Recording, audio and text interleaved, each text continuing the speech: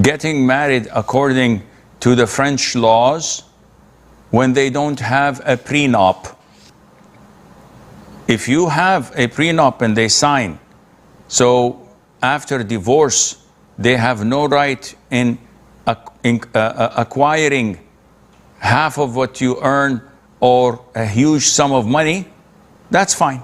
If they insist, then such women are not real Muslims, because they want other than the law of Allah, other than the Sharia. And this law, whether in France or in America or in Europe, is unjust and unfair.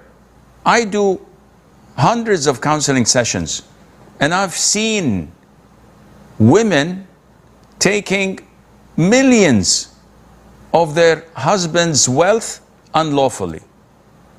And I've seen men getting even because they have no jobs and their wives are successful and earning and have a house. I've seen men going for divorce and taking half of what the woman has. By what right?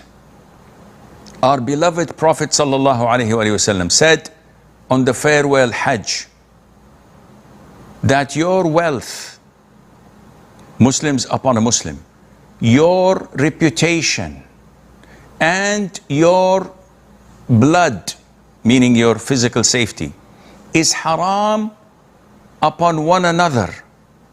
Similarly to the prohibition of this date, in this month, in this sacred land.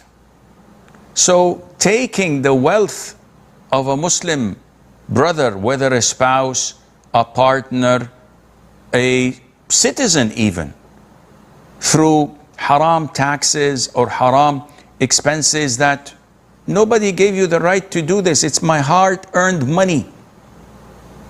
This is totally haram. So if you can find someone like that, very good.